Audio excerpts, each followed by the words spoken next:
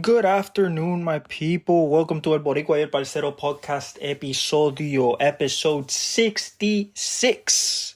66. Not the next one, though. I hope you guys are doing all well. I hope you guys have all your Christmas shopping done and getting ready for the big celebration, the 24th, the 25th, ready for some good NBA in the 25th and some really good football, the 25th as well. This is kind of the episode before Christmas, so I think what I'm going to do, since Monday is Christmas, I believe, I'm going to give you all my picks for this weekend, including the Christmas game, because I'm going to give you guys, the time and everything. I don't want to put out a Christmas Day episode, when I'm with my family and all that. So, I'm going to give you the whole rundown. We're going to talk about a little bit about NBA first. We're going to talk about Jaws coming back, the way he came back. We're going to talk about how the Heat dismantled the Orlando Magic last night with Tyler Hero and Bam Adebayo back and no Jimmy. The Suns still skidding with no Bradley Beal, even though they have KD and Booker. They lost to the Trailblazers. But, and then, we'll get into our NFL breakdown and all that. But hope you guys are all well. I'm Velez El Boricua, your host. And let's get into it. So let's start let's start with Ja. Ja hadn't played in 8 months. He hadn't played in a total of 33 games straight, ending on the 8-game suspension last season. 25-game suspension this season. Came back against his best friend from AAU days and his teammate, Zion. In New Orleans, in his first game back, becomes the first player ever in his first game back off a 25-game or more suspension to drop more than 25. He dropped 34. And a game winner, his first game winner of his career as a buzzer beater. That means there's zeros on the clock. The lights are on as the ball is going through the net. And he did that on the last play of the game. My thoughts on what I saw from Ja.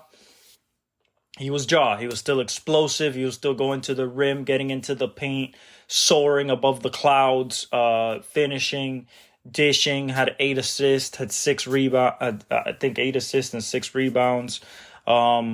Efficient, 34 points, still not good from 3, but that's expected, especially he's kind of rusty in an NBA game setting, even though he's been practicing this whole time with the team. He just wasn't able to be in the arena. But other than that, people are saying they can make the playoffs. Listen, I'm going to give Ja the benefit of the doubt and say that he can make it to the play-in, especially seeing how the Phoenix Suns are struggling right now. You could have a struggle by the Houston Rockets. You could have a struggle by the Lakers.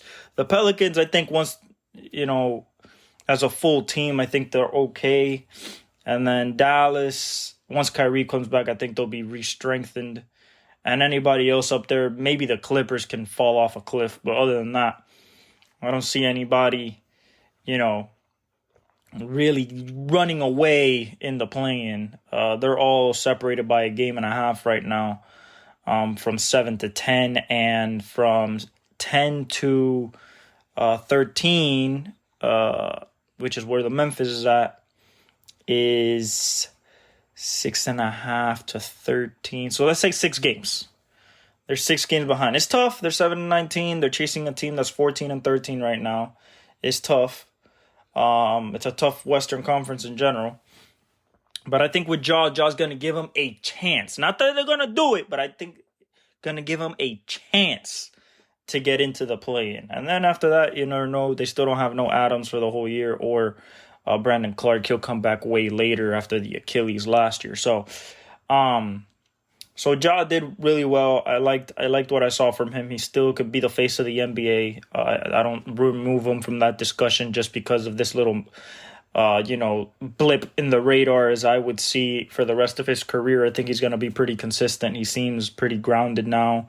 And I do not anticipate he will be in clubs at night, especially in the wee hours of the morning. anymore. I think he'll be with his kid and at the team hotel being responsible. Next, Boston Celtics, Golden State Warriors. People thought this might be a blowout. People thought Boston was going to run them out of the building, out of their own building. And what happened? Steph Curry happened. Ties it in the fourth on a beautiful step back three. And then in the overtime, seals it with a dagger to go up 4 with 16 seconds left. Gives them the night-night. Just shows that he's Steph Curry. Also shows, even though KP didn't play this game, also shows that the Boston Celtics still have trouble closing out games. They were up 16 sometime into the third quarter, and Curry brought him back.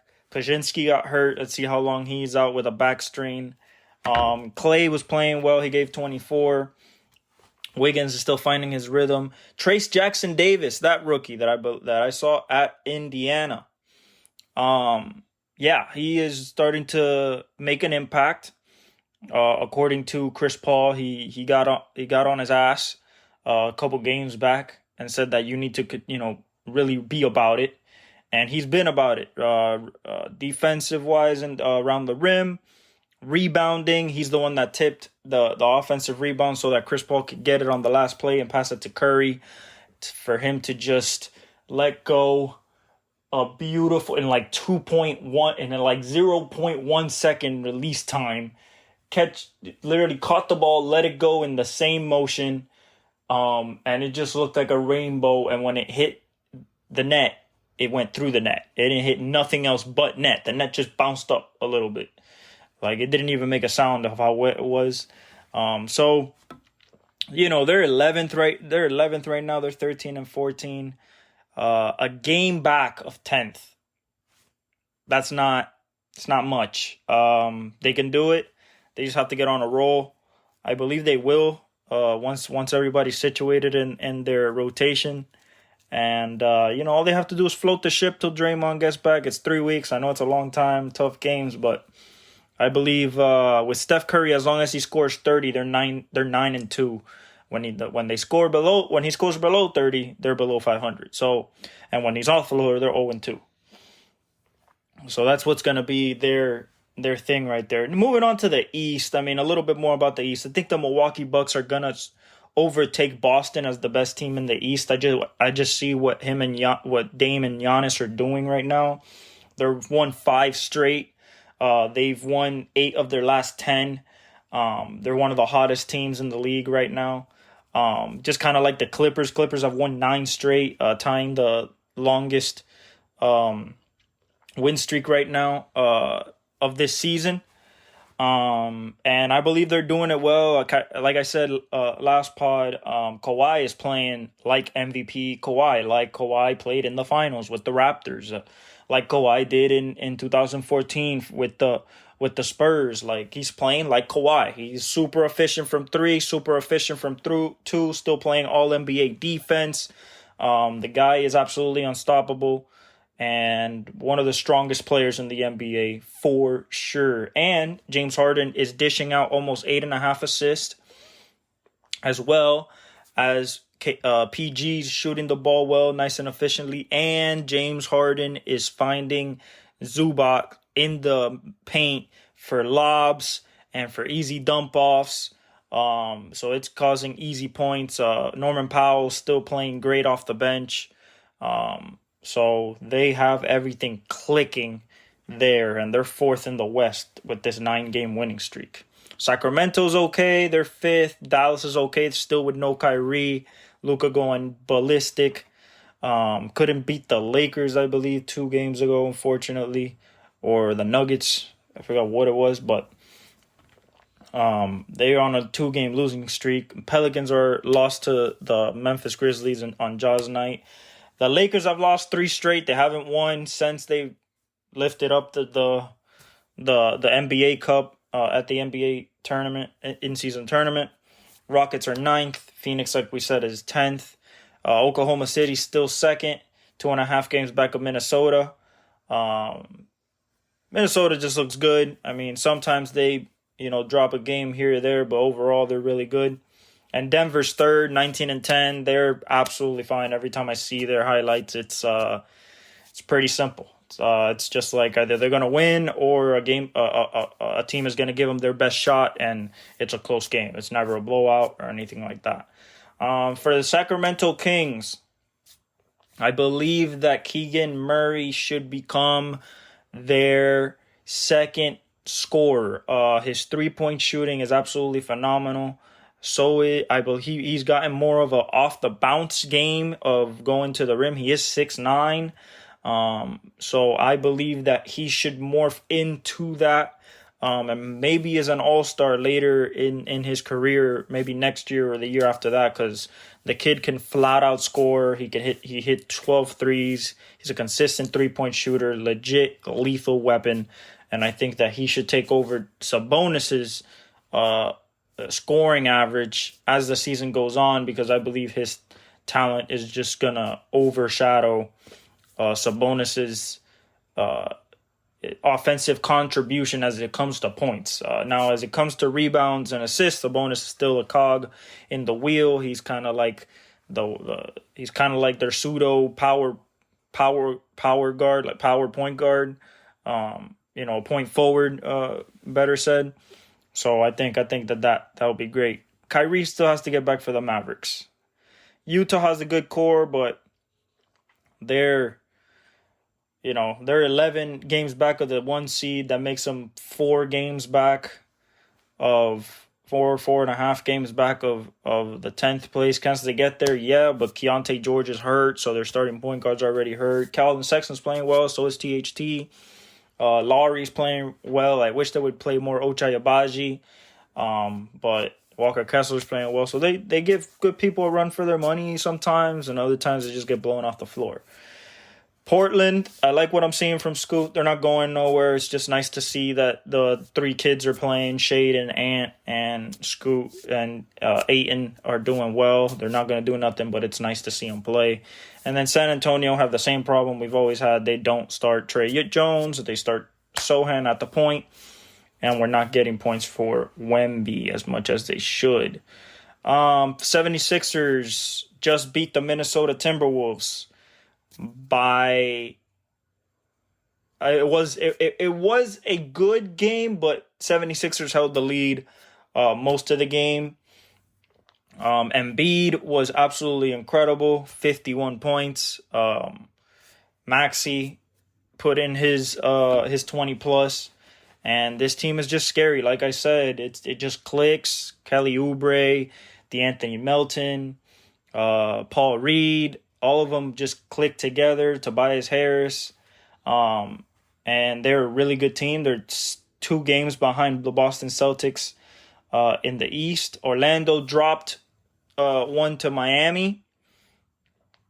They've lost 3 in a row for the first time this season. I think they'll right the ship. I think they're fine. They just have to get back in rhythm. Wendell Carter came back yesterday. He has to get back in rhythm. New York Knicks lost Sims for 3 weeks, I believe. And they lost Robinson, I think, for a month. But they're still there, 5th. They still need another weapon. We cannot stress this enough. Still need another weapon. Maybe a Zach LaVine. People are saying maybe Donovan Mitchell. Cleveland is 6. They've won 3 in a row, but it's still not looking like the same Cleveland team with the firepower. I mean, Darius Garland is hurt, and so is Mobley.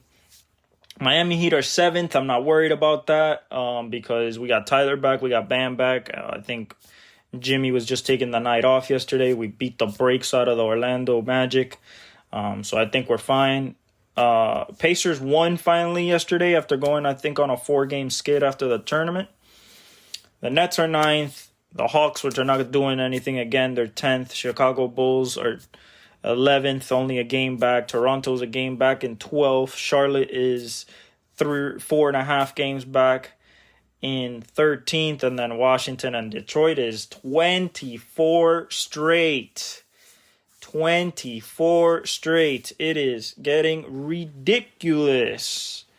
Absolutely ridiculous.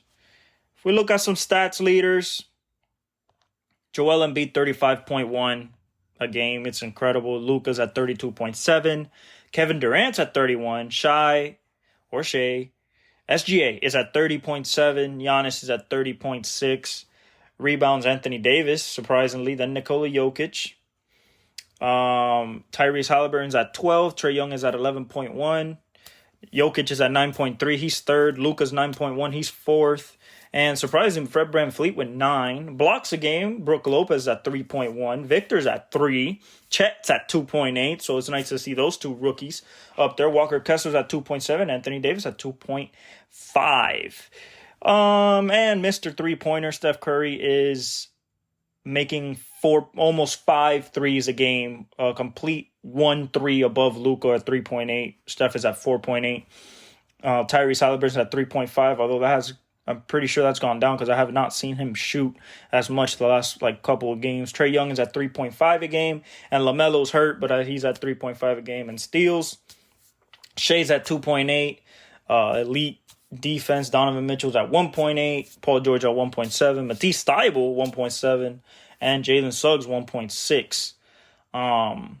So those are your stat leaders at this time. MVP-wise, it would be Joel, Luka, Shea, Giannis, and Jokic, I would say, are your MVP names right now, with Embiid not with a hefty lead, but with a solid lead just because of what he's doing on the basketball court. Just finished on the best defense in basketball, put up 51. He was at home, but that's okay. Moving on to the NFL Week 16. Now, let's break down the Monday Night Football game. We need to break that down. That was an interesting game. If we look at this game, just overview. If you look at this game just as an overview, you will see that Eagles should have won this game, right? I picked the Eagles. I'm not saying that, I'm mad that they didn't win or anything, because I love the Seahawks, and it's nice for them to keep their playoff hopes alive. However,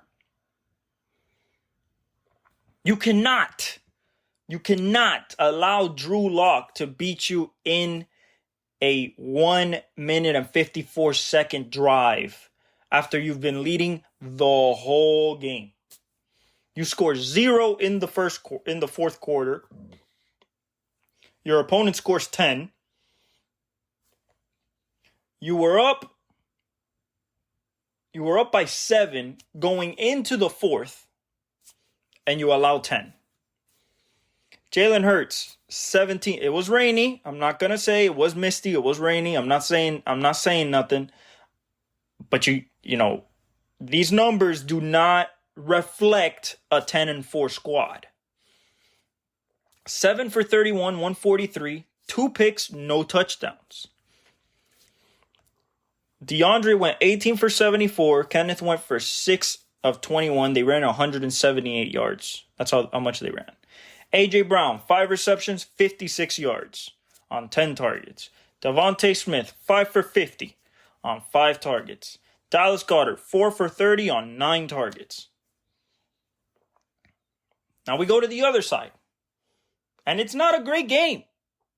We're not talking about a great game here. 22 for 33, 208 yards, and a touchdown, no picks. That's important. Kenneth Walker, 19 for 86 and a touchdown. Zach Charbonnet, 4 for 16. They ran exactly for 100 yards. Okay. So they got held up a little bit, but the runs of Kenneth Walker was what kept them going. DK, 5 for 78 for 34, 6 targets. Okay, you kind of held him in check a little bit. Not until the end of the last drive, where he caught 3 of those balls. Jackson Smith and Jigba, 4 for 48 and a touchdown, the most important one of the game. Kenneth Walker, 3 for 26. Tyler Lockett, 3 for 28. So you held them down to 208 yards passing. That's pretty good. So what happened? What happened? What happened is what everybody has said ever since, I don't know, week 5, week 6, when, they won, but or they had lost, and the back end really showed some weaknesses. The safety core, the corner core. And coming into this game, you already have no Darius Slay for this game. So in my eyes, you're already in a disadvantage going up against DK, Tyler, and Jackson. How do the Seahawks exploit that? Very simple. Very simple.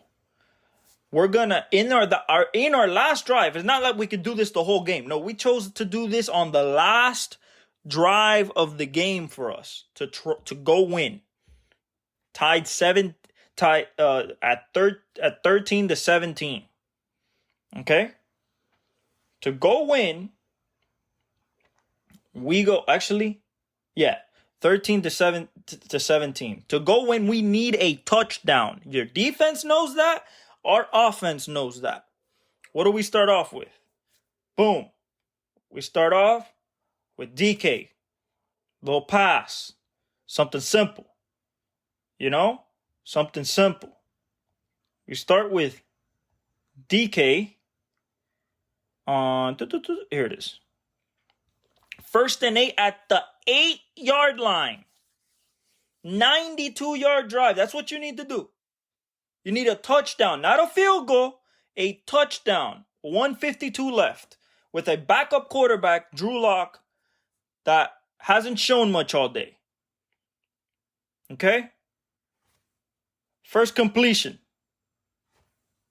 to DK Metcalf for 18 yards. Boom. First down. We get the ball rolling. Noah Fant, 5 yards. Okay. 2nd and 5. DK Metcalf for 6 yards. That's the one that's crazy that he caught it off of Bradbury and he pinned it against his leg. Okay. That was for a first down. Next pass is 2 incomplete passes to Tyler Lockett. Okay? 3rd and 10. 3rd and 10. You are in a critical down, 56 seconds left. DK Metcalf down the sideline for 34 yards on James Bradbury and Sidney Brown, the rookie from Illinois. James Bradbury, supposedly their best corner, and the pass that Drew Lock laid in there was on a dot. It could not have been placed better. DK jumped up, caught it, 2 feet down, boom. We're at the Philly 29-yard line. We're already in field goal range, but we don't need a field goal. We need a touchdown. Okay? We need a touchdown. We have 40 seconds left. Incomplete pass to Tyler Lockett. 2nd and 10. Incomplete pass to Tyler Lockett. Back to 3rd and 10. 3rd and 10. This is where your line is supposed to win, pin their ears back, and win. What happens? Shane Waldron and Drew Lock decide to put their rookie receiver, their first-round pick, Jackson Smith-Njigba, against their best corner in man-to-man. Now, you can ask, why are you playing man-to-man? You're not supposed to give up a touchdown, be deeper than the deepest, can play cloud coverage and come up and tackle. They need a touchdown. That's all good and dandy. But they decided to go man-to-man. Bradbury gives him, I believe, a 6 to 8 yard cushion. Normal. Drew Lock told Jax in the huddle, if he's over you and it's man to man, I am throwing you the pill. So it was already said and done. As soon as he saw man to man pre-snap, he was going to JSN. JSN walks up to him. Bradbury's still flat-footed, so he ate up his space, the cushion. and then hits him with a little move on the outside and goes on the red line that every practice field has for the go route. And Drew Lock lays this ball in a 1-by-1 box on the sideline where only JSN can catch it in the rain. And JSN goes out there and shows why he's a first round pick out of Ohio State. Boom, touchdown happens. Touchdown happens, 28 seconds. Actually, no. Touchdown happens, 28 seconds left. I believe the Eagles had 2 timeouts. 2. Okay? 2 timeouts. First play, incomplete pass to A.J. Brown. 2nd and 10. He scrambles for 20 yards. Jalen scrambles for 20 yards. He's at the Philadelphia 45. 45, mind you, 13 seconds left. 45, they take a timeout. That means you only need 5 to 10 yards to be within Jake Elliott's range to send it to overtime, to give you a chance to still win the game. Explain to me why Jalen Hurts throws a deep ball to A.J. Brown while there's a safety in coverage. Now, it was a hell of a play by Julian Love. It was a second pick of the game. But this one, he ran like 35 yards across the field and ball hawked this thing. The review, it was inconclusive, so the call stood as an interception, game over. But I don't understand having 2 timeouts left and being at your own 45. All you need is a 15-yard completion. They're playing prevent.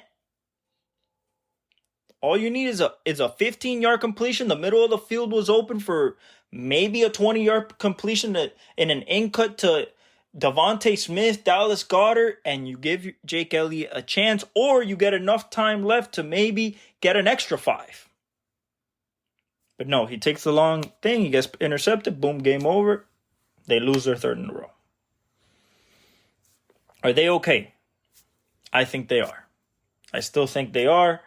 They just have to find the rhythm on offense. They say Jalen Hurts has been turning the ball over too much. Hey, sometimes season by season, the ball bounces a different way.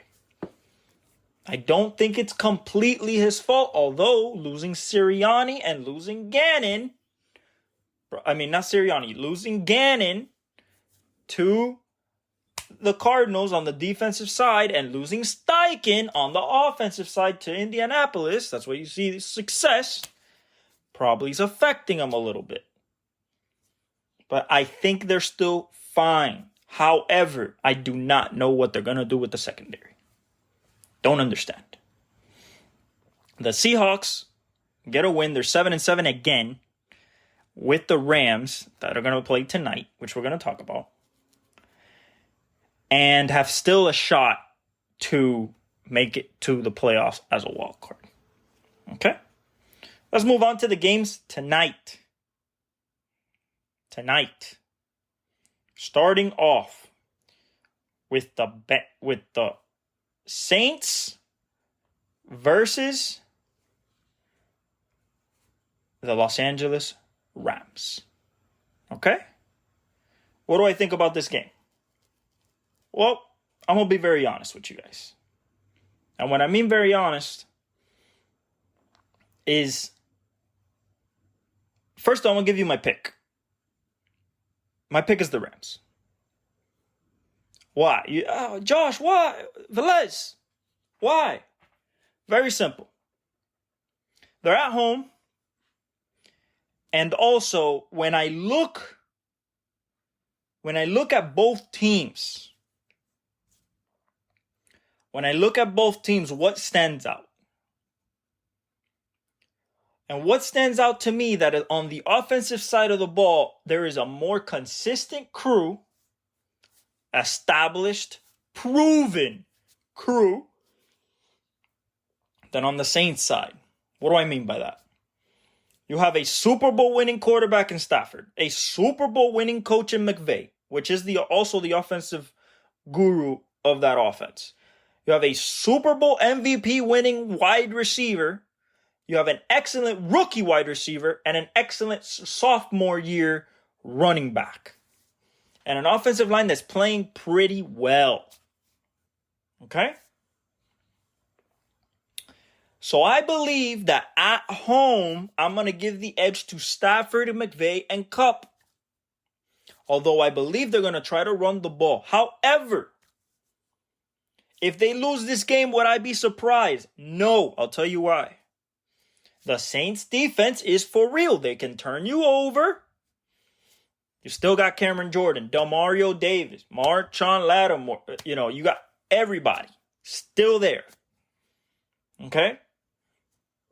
But on the offensive side of the ball,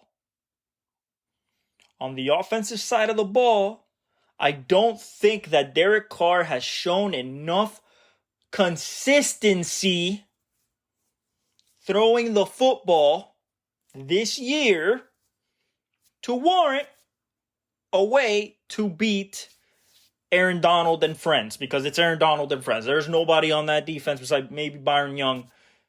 It's Aaron Donald and friends. Okay?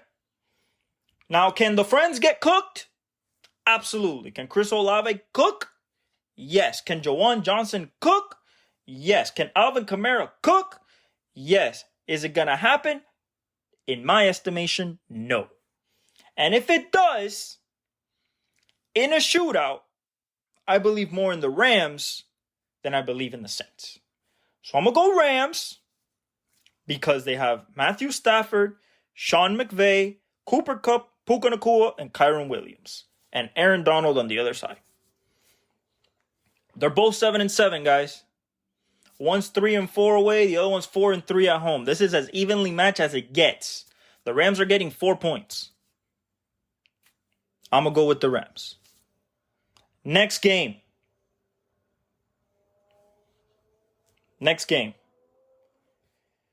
On is it Saturday? On Saturday. We have 2 matchups. One divisional and the other one in the same stadium, SoFi, as tonight. Bengals go to Pittsburgh.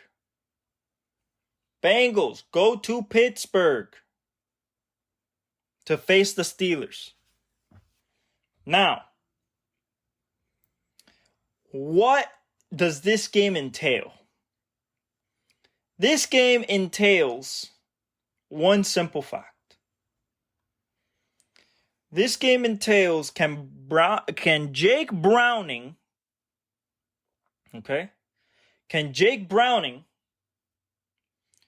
surpass that Steelers defense? Okay, no Demonte Casey. He's out for the season because of the hit on Michael Pittman last week. So, as it starts, they're already hurt. But we all know why I'm going to pick the Bengals. And it's not because of Jake Browning. I'm going to pick the Bengals because the Pittsburgh Steelers cannot move the ball efficiently even if you give them 12 drives. 10 of them will be punts, if not turnovers. Okay? Who's starting this week? Kenny Pickett ain't starting. Okay? George Pickens is getting blamed for a lack of effort on certain plays. Okay? Mason Rudolph will start. First start in over 2 years. Okay? 2 years. Now, before we even look at the offenses, I am looking at Lou Anarumo, Trey Hendrickson, Daxton Hill, Jermaine Pratt, Logan Wilson. That defense is good. That is a good Bengals defense. We already saw what happened against a Colts defense. I think worse will happen this time. It's a divisional matchup, Velez. What? You know, the Steelers at Acrisure and everything. When people in the building are saying that the culture that was once there and was once the standard has been lost, you cannot beat a division opponent who has a definite goal in mind. The Bengals have a definite goal in mind to prove everybody wrong and make it to the playoffs. And they're in position to do that. Now, all Jake Browning needs to do in this game is not try to do too much. The pass is not there, throw it away. Throw it away. Okay, I don't know if Minka's playing this week. He was hurt, so I'm not sure if Minka's playing. No Jamar Chase, so it's all going to fall on T. Higgins once again. Okay? It's all going to fall on T. Higgins once again. I don't see anything about Minka, so I'm guessing he's playing. If not, that's different, but still Pittsburgh. This is the thing. TJ Watt, Alex Highsmith, and Cameron Hayward, although I think he was in concussion protocol, I'm not sure. But TJ Watt and Alex Highsmith are still there. Rushing the passer is still a viable option. But I personally believe that Zach Taylor and this offense will figure it out with T. Higgins and Tyler Boyd. And since Pittsburgh can't score, even if you gave them a coin to throw into the ocean, I believe that the Bengals will win this game, move to 9-6, cement themselves clearly in the wild card race in the AFC, and the Steelers will finally go under 500 and begin the true spiral that will lead to Tomlin, I believe, leaving at the end of this season, because I think they need a change of voice. Okay? Next game.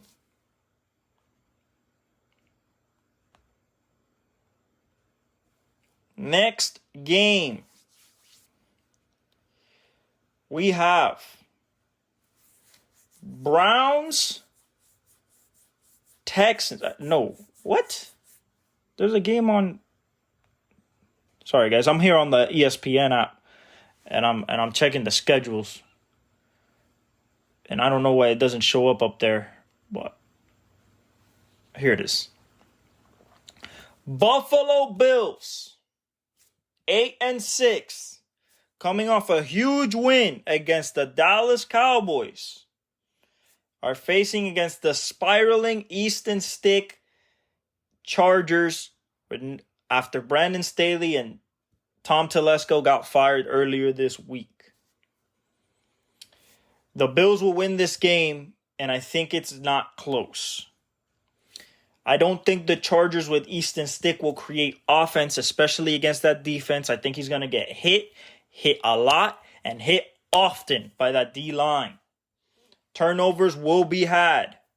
I expect the Bills to run up the score over 30s. I expect James Cook to have a good day. I expect Stephon Diggs to have a big day. Maybe Dalton Kincaid has a big day. But the Bills, I see winning this game pretty easily, keeping up their momentum, trying to put pressure on Miami for that one spot in the division. They need to win because they need to get to the last week of the season facing us, so they have a shot at the division title. And they're one of the hottest teams in the NFL right now, and Josh Allen is going to cook the Chargers defense. Unless there's a change of everything and the Chargers somehow, some way look like the Chargers of old, but we're talking about Easton Stick. I don't think that will happen. That's Bills and Chargers. A little smaller, no Keenan Allen too. I mean, the Chargers are in a bad spot. Bad spot. Okay? Sunday at 1, the 24th, Christmas Eve. We got games on Christmas Eve and Christmas Day. Okay? Commanders go to the Jets. No Aaron Rodgers. Okay? Commanders, Jets. Listen, guys, if I'm being 100% honest with you guys, if I am being 100% honest, this is the worst offense versus the worst defense. Okay? And if I'm being honest, I believe that the amount of offense that the Washington Commanders will put up will be much better than the offense that the Jets can put up. We have already seen, we've already seen the good play of Zach Wilson. We've already seen that. That game has happened 2 weeks ago. I think he's still a pumpkin. All in all, I think he's still a pumpkin. So I think that Sam Howell will just show that he's better than Zach Wilson. He has more weapons, not better, because Garrett is the best player and Brees is probably the best back in this game. But Terry, Jahan, Diami, Curtis Samuel, Antonio Gibson, Brian Robinson, I believe he's playing. If not, Rodriguez. Logan Thomas. So this is all going to come down to the Jets D-line versus Washington's O-line. And Washington's D-line versus the Jets O-line. Whichever quarterback has more time in the pocket is going to be the winning quarterback in this game. I'm going to go Commanders on the road. Hear me. I'm going to go Commanders on the road because I believe Sam Howell will play better than Zach Wilson. Zach Wilson will give the ball to the other team or get sacked and fumbled. And I believe the Commanders do enough to get a win. Enough. Okay? Next game. Cleveland Browns at 9-5 with Joe Flacco against the 8-6 Texans for a very pivotal game when it comes to playoff seeding. Okay? CJ Stroud, as of right now, will be out. It will be Case Keenum. Okay? It will be Case Keenum. Joe Flacco for Cleveland. How am I looking at this game? Very simple. Very simple. This goes down to the Browns was been showing all year. That defense will cause havoc for that Texans offense, especially with no Nico, I believe. No Tank Dell. Okay, Nico should play. Nico's gonna play. He came back to practice this week. Joe Bitonio's gonna play. So I believe that the Browns go into Houston and get a win to move to 10-5 and really make that case for the wild card. As of right now, they're in the wild card. They're in the playoffs. They just cement that a little bit more. Okay? If it was CJ, I might see it differently. I might. But it's not as of right now. I'm going with the Browns, Joe Flacco, Amari Cooper, Devin Njoku, Kareem Hunt, Jerome Ford, and Kevin Stefanski.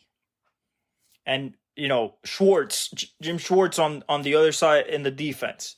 I believe that the defensive player of the year, as of right now, he's carried the number one defense all year, is Myles Garrett. I don't want to hear about Joey Bosa, and I don't want to hear about TJ Watt. I think it's Myles Garrett. This guy has carried the number one defense all year. Okay? Kevin Stefanski has has a case for Coach of the Year, depending on how they finish, because he's played with 4 different quarterbacks and still made if it finishes good, he'll make the playoffs with 4 different quarterbacks. His last one being a 38-year-old that he picked up off the couch. Former Super Bowl MVP, though. Okay? But I'm going with the Browns because of the defense. Oh, but the Texas defense with Will Anderson is good. Yes, but the Browns defense is better. And with Joe Flacco at the helm, I believe that he does more than Case Keenum. Now, there's going to be turnovers both ways. Both of these guys throw the ball to the other team. It's just a fact. But I believe that Flacco and his experience will win out in the end. So I'm going with the Browns. Next game. Important. Okay, important game. Seattle, 7-7, just coming up the big win at home against the Eagles. They go against the 5-9 Will Levis-led Tennessee Titans. They're already out of the playoffs. Okay, in an interleague NFC versus AFC in Nashville. How do I see this game? I'm going to be very quick. Very quick. Geno's playing again. Just with that, I'm going with the Seahawks. Geno's starting again. That means DK will have a good day. That means Jackson Smith and Jigba will have a good day. That means Tyler will have a good day. That means Noah Fant will have a good day. And I believe Kenneth Walker keeps it rolling. However, that defense is still kind of suspect, just a little bit, especially at the corners. I don't know what the problem is with Reek Woolen. Put him out there. Sit him. Put him out there. Sit him. If you don't want to play him, play Trey Brown. They get Devin Witherspoon back, which is good, but who's going to play on the other side? Jamal Adams is expected to be available after missing the last game. Jeffrey Simmons will be out this week. 2-time Pro Bowler Jeffrey Simmons has missed the last 2 games with an injured knee. Okay. Yeah, so Jeffrey Simmons and Sean Murphy-Bunting are not starting. One with a hip injury, the one with a knee. Everything I just said, I'm going to the Seahawks. I believe that DK will have a big day. I believe that Jackson Smith and Jigba has a possibility to have a big day. Tyler Lockett will be crucial on 3rd down. And I believe that Kenneth Walker has a big day. The Seahawks with this win will be at 8-7 and right in the thick of it in the NFC playoff picture. The Titans will understand that they need more. Better offensive line, better D-line, better corner, better safeties, better everything but a quarterback. I believe Will Levis is the future. Will Derrick Henry have a big game? I don't know. I know D-Hop won't. I don't know if Will Levis will actually throw to D-Hop unless it's the 4th quarter. But I'm going with the Seahawks. Next game. One that I expect to be interesting because I don't know what to expect. Colts go to Atlanta. 8-6 Colts in the heat of the AFC wildcard race. Go to 6-8 Atlanta, who is basically out of it in the NFC. After losing to lowly Carolina last week. Excuse me. Now, what do I look about this game? It's plain and simple. Plain and simple.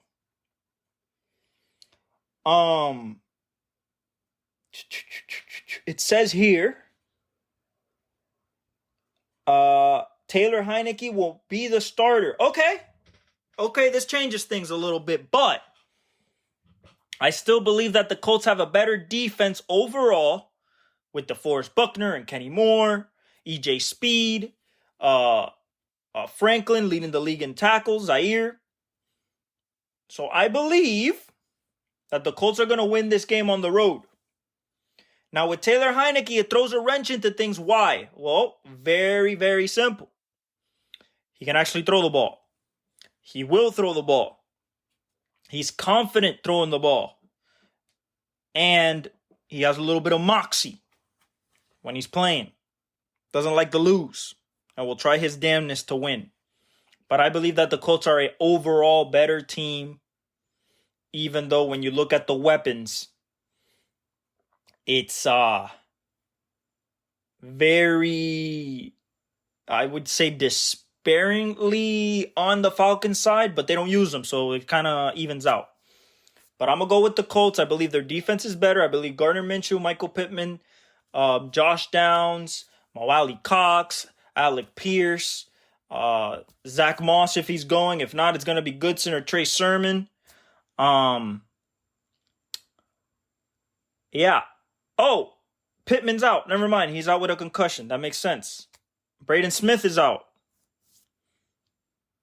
I'm still going with the Colts.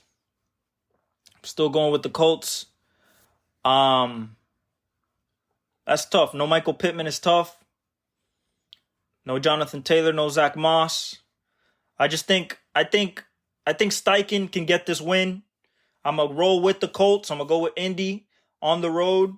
If the Falcons win because of Taylor Heinicke, I'll eat my words and I'll be like, okay, maybe we have to think differently about this team because maybe this guy finally knows how to use his weapons. If not, if they keep throwing to Jonnu Smith and Kadero Hodge instead of Drake London using Bijan and Kyle Pitts, it is what it is. But I'm going with the Colts and I feel confident in it. All right?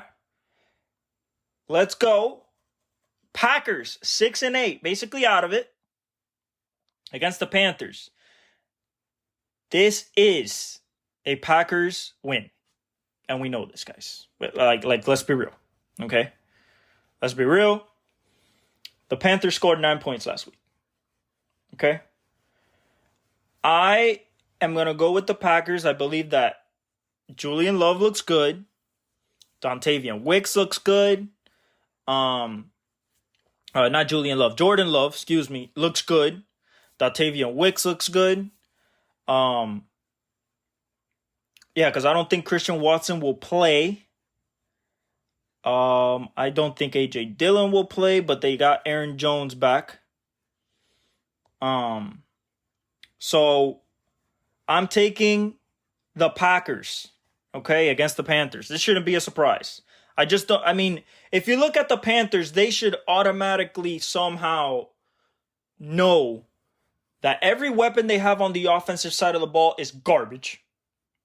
No offense to Adam Thielen. I love that guy, but he's getting a little up on age to be a number one receiver.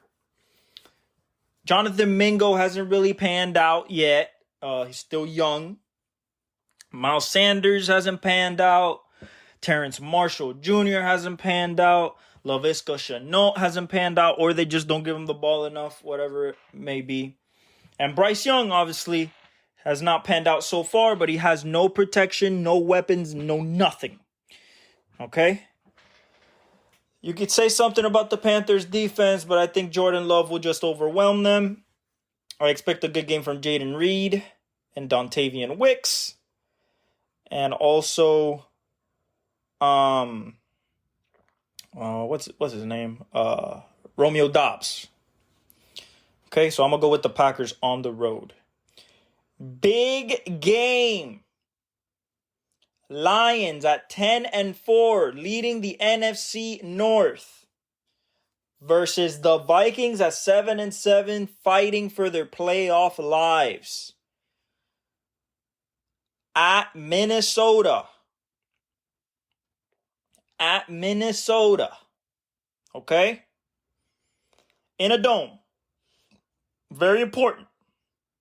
Because of Jared Goff. He plays well in a dome, and that offense just destroys people in domes. Now, JJ will play. Okay? He took a little hit last week, but he will play. He is good to go. Okay? Now, I'm going to go with the Lions. Oh, but the defense against JJ and Jordan Addison. I get it. They can get torched. But then that Vikings defense, I believe, will also get torched by Amon-Ra, Jameer, Sam, J-Mo. I mean, you name it. Montgomery, Reynolds. I believe that they will get cooked physically. I believe the run game with Jahmyr Gibbs and Montgomery is going to be very, very, very emphasized in this game.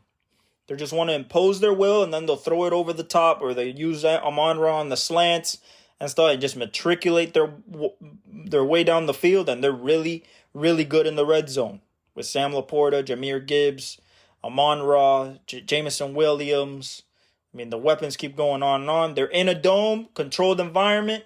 I'm going with the Lions. Can Nick Mullins pull this out? Is there a way? Yes. Same way you saw last week.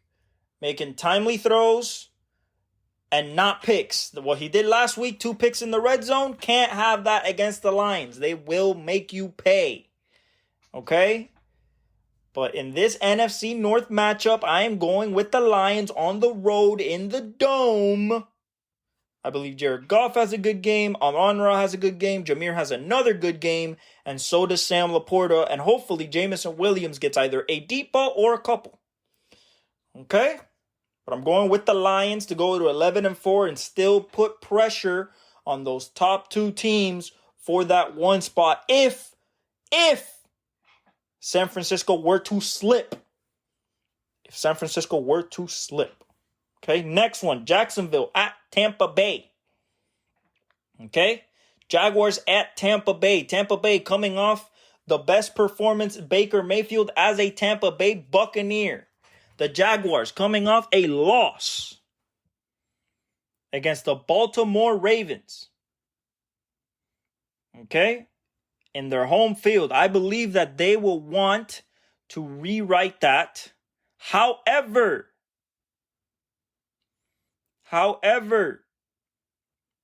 this is still a very tough game.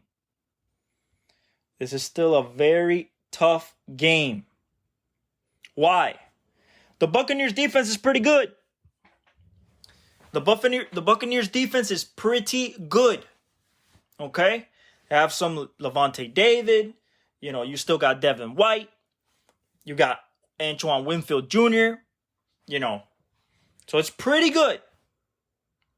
However, since this is still in Florida, we're still in the Bucs. I don't know if it's going to be rainy or not.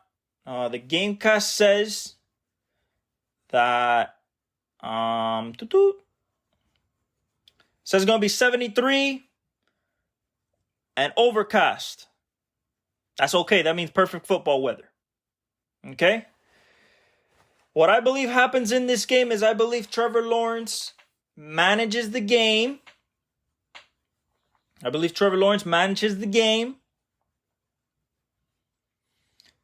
And Josh Allen, yes, the Jaguars' Josh Allen, the D-end, has a good game, a couple of sacks.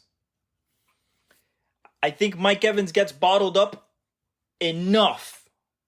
Okay, and also Godwin.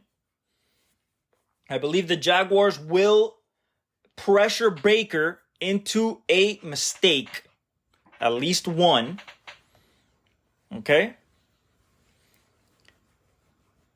Trevor Lawrence is hoping to clear the concussion protocol by the time the team leaves for Tampa on Sunday. I believe that he's going to play. Trevor is a tough son of a bitch. This man's going to play. If not, it's going to be C.J. Beathard. It would be his first start since 2020. I think Trevor plays. Christian Kirk and Zay Jones are both out. Calvin and Evan Ingram are gonna be the go-tos. And also Travis Etienne. Overall,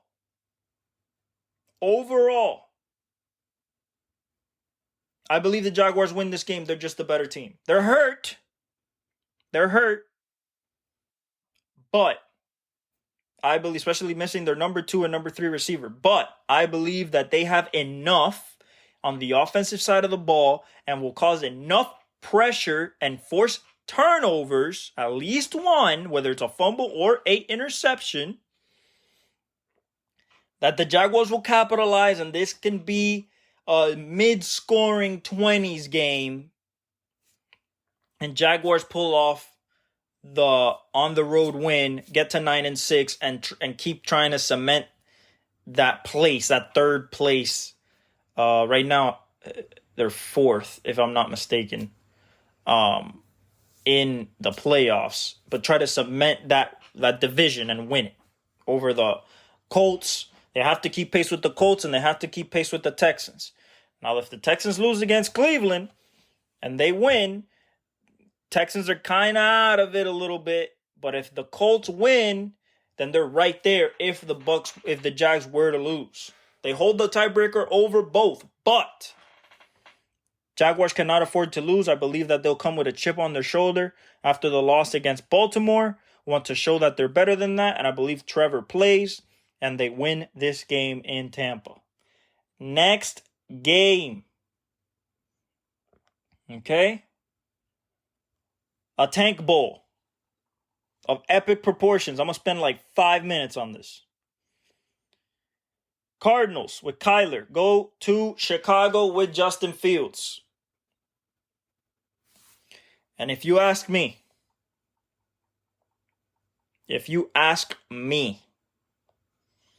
I'm going to go with experience over quote-unquote talent in this game. And I believe that Kyler plays one of his best games of the season. I think Trey McBride has a good game.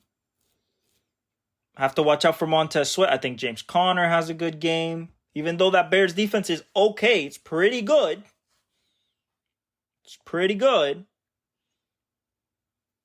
But let's see. Greg Dortch, shoulder. Marquise Brown, shoulder. A heel. I don't know, guys. If I'm being honest, I just feel that Kyler's better than Justin Fields at this point. And if I was the Bears, I would draft Caleb Williams. I don't see why you wouldn't. If you're like Drake May, take Drake May. But I'm going to go with Kyler just because I believe that Kyler's just the better quarterback in this instance, and he would find a way to pull out a win. Yeah, I'm going to go with the Cardinals. DJ Moore could have a big game. Justin Fields could have a big rushing game. Other than that, I don't know. I just like Kyler more than the Bears right now. So even at 3-11, I think Kyler gives them a chance to win this game. So I'm gonna go with the Cardinals to win on the road. It's gonna be cold though. Believe it's gonna be cold. It will be 39 degrees. That is cold, at least for me. Next game. This is what we want to talk about right here, guys. This is it. Implications everywhere. In the NFC and in the AFC. The Dallas Cowboys coming here to Miami to face the 10-4 Miami Dolphins. 10-4 versus 10-4.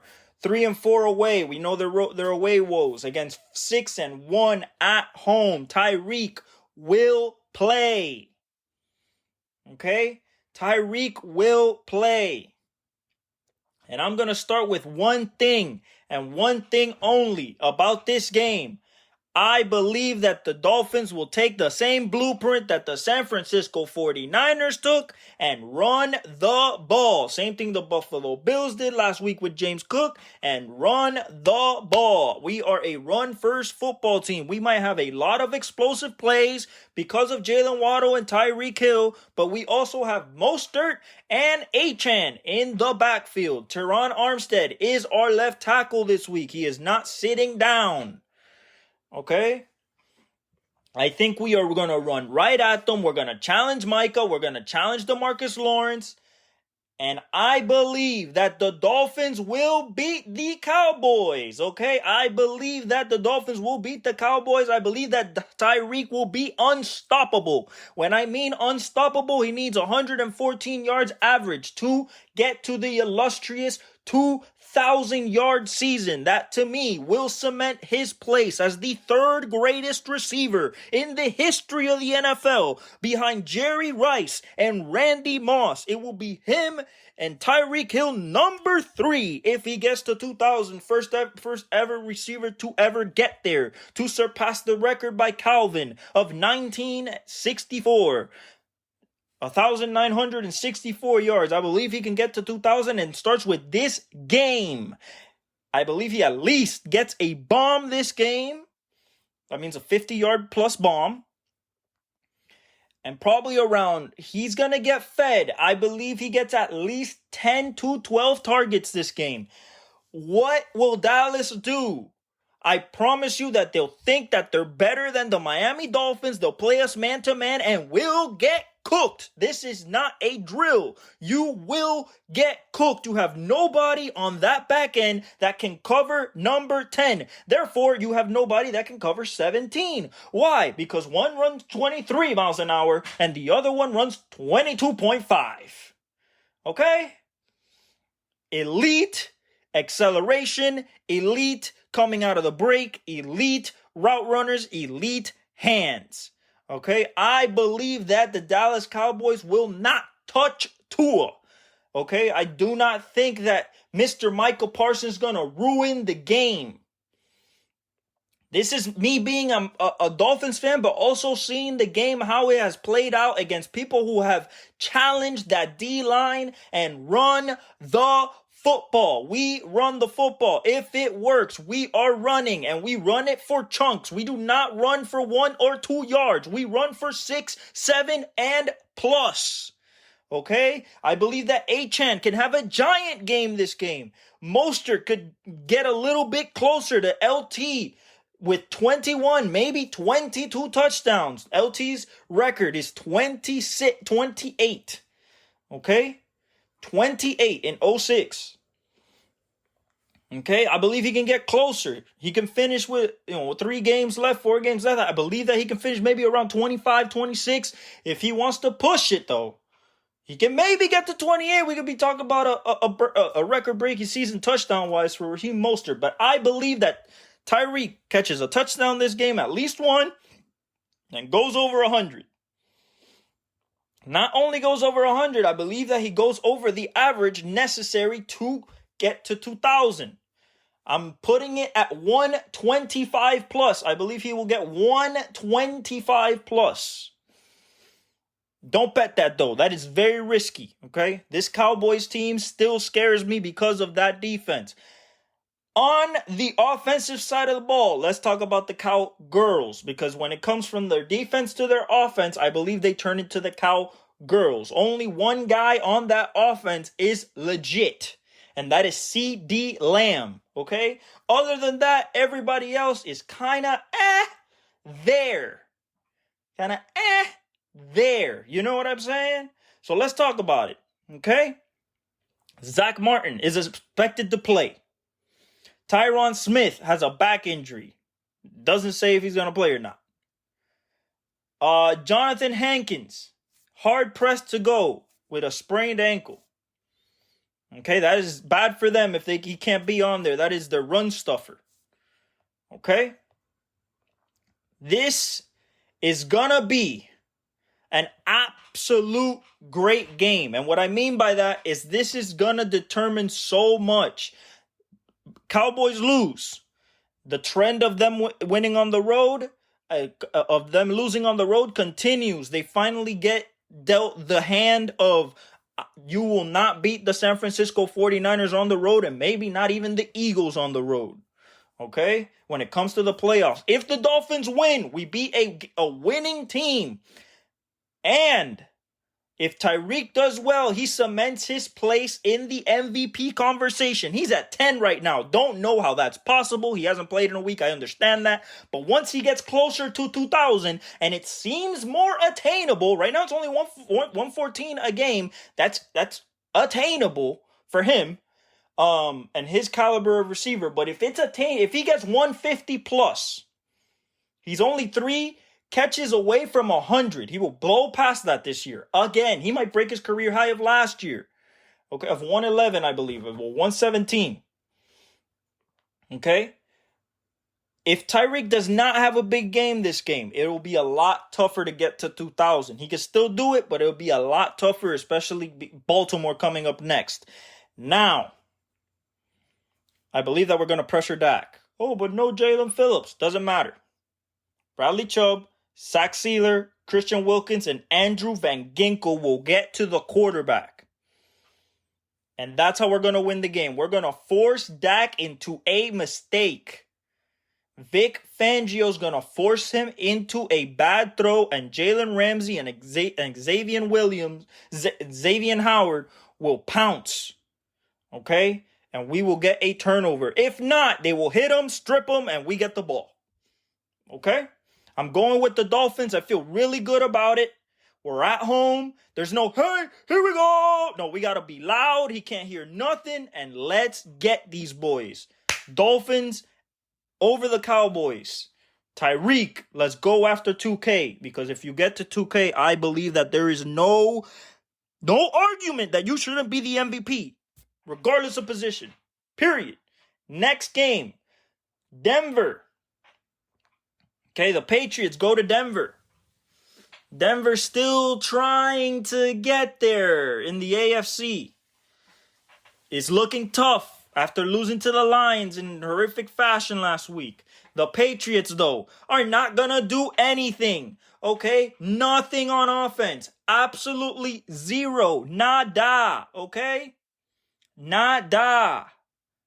All right, so I believe that the Broncos and Sean Payton have just a better offense overall. No Ramondre Stevenson. Your best receiver is Douglas, if not Parker. You're not using nobody. Chad Ryland, your rookie kicker, doesn't make kicks. Cole Strange went on. Your starting old lineman, Cole Strange went on. Got taken off the field. He went on IR. Okay. Ramondre Stevenson is gone. Hunter Henry hurt his knee against the Chiefs. I don't know if he's playing. Nick Benito's gone. Greg Dulcich will play. All right, guys, but yeah, this is Broncos. Okay, Broncos are at home. They're in a mile high. The fatigue and everything. I believe that the Broncos will win this game. The Patriots will play good defense, but somehow, some way, Russell Wilson's going to find Cortland Sutton, and the Broncos win this game. All right? Patriots absolutely suck. Next game. Raiders, Chiefs, Christmas Day. Raiders coming off the 63-point bludgeoning of the Chargers, going into Arrowhead, facing the Chiefs, coming off a win against the Patriots, 9-5, trying to still challenge for the number 1 seed in the AFC. 2 people with momentum. Guess what? I am going with the Chiefs, the home team. I will tell you why. Chris Jones is still on the field. Travis Kelce will have a good game this game. I don't think that there's anybody on that defense that can cover Travis. Okay, that's just me. Okay, Isaiah Pacheco is coming back from the cleanup procedure on his shoulder. Okay? Jacoby Myers and Devontae Adams are going to play, but I believe that Chris Jones and George Karlaftis and Dana will play a big role in pressuring Aiden O'Connell. Okay? Max Crosby's dealing with the knee, but he'll play. Now, I believe that the Chiefs win. I believe it's going to be a defensive game. Unless Mahomes, finds a way to maybe hit Justin Watson or MVS. Or Kadarius Toney doesn't drop the ball. Or he hits McKinnon. Or he hits Kelce a couple times. I don't think they'll get to 24-27, but they're not getting to 35. But I think that they do enough to win this game. They move to 10-5, still keep the pressure on Baltimore for that number 1 seed. Still keep it alive for Mahomes never to play a road game in his playoff career except Super Bowls. But I believe that the Chiefs are going to win at home. Their backs are against the wall, essentially, to try to get that number 1 seed. I believe that Mahomes rises up to the occasion, and with Andy Reid, they win. Next, a game that could be a trap game, but I believe will be a blowout. Giants go to the Link to face the struggling Eagles. However, I don't think the Eagles are going to slump anymore. I'm expecting a big game from A.J. Brown, a big game from Jalen Hurts, a big running game, possibly from DeAndre Swift. I don't think the Tommy DeVito story has another grand chapter in it. I believe this is where it ends. Eagles get back on track. If the Cowboys lose, like I said, they go regain the number 2 seed and the division lead. And I just think that the Eagles are too much for this team. I believe Jalen Carter will do well. Fletcher Cox, Brandon Graham, Josh Sweat, Nolan Smith. I believe everybody does well in this game. Goddard. And this might be a bludgeoning. 40 points. It might be more. Okay? It might be more. But I just think that the Eagles have too much and too much at stake to even come close to losing this game. Last game on Christmas Day, the big one. What people are calling, including myself, the Super Bowl preview. The Super Bowl preview. The San Francisco 49ers. The San Francisco 49ers at home versus Lamar Jackson and the Ravens. 11-3 versus 11-3. 6-1 away versus 5-1 at home. And ladies and gentlemen, if I had a toss-up, this is it right here. I'm going to explain this from both sides. First, my pick. My pick is the 49ers. However, if Baltimore wins, I will not be surprised in the slightest. In the slightest. This to me is 1, a Super Bowl preview possibly. And 2, this is the game that for the people that vote on the MVP who think it's a quarterback award, this is the game that will cement the MVP. It's going to be Lamar or it's going to be Brock. Although the 2 candidates in my book at the top is Tyreek and CMC and then the quarterbacks. That's just me. I believe that's how it should be.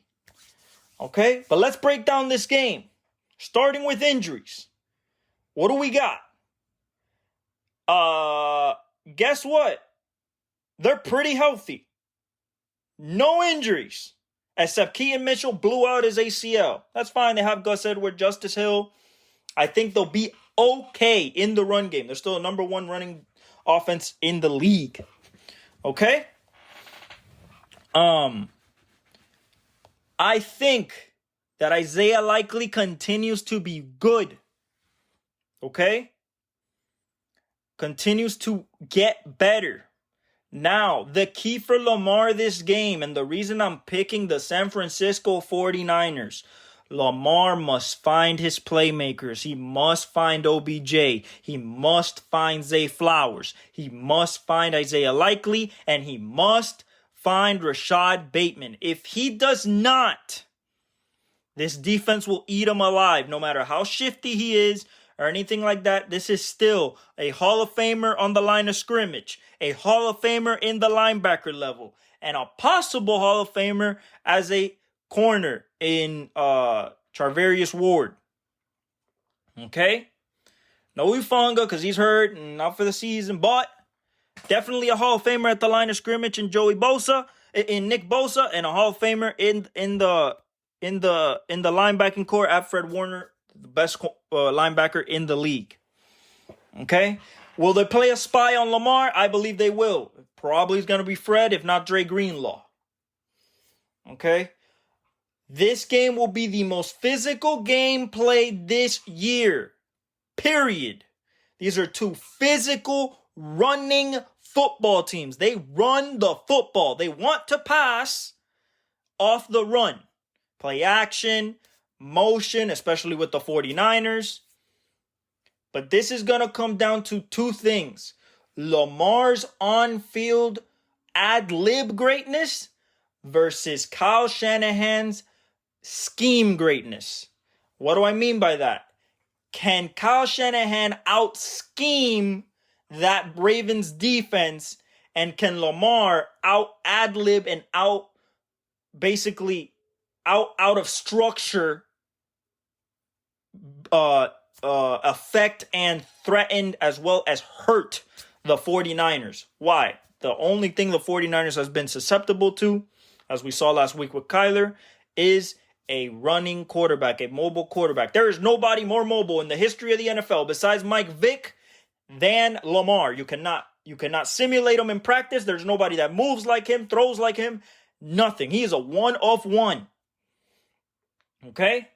So to me, the difference will be a turnover caused by the 49ers, because that's what they do, and the fact that Trent Williams, Deebo Samuel, George Kittle, Juszczyk, Ayuk, CMC, and Brock Purdy are on the field at the same time. They're still undefeated. Everybody is intact. Everybody's intact. They're at home in Santa Clara. I believe in Santa Clara.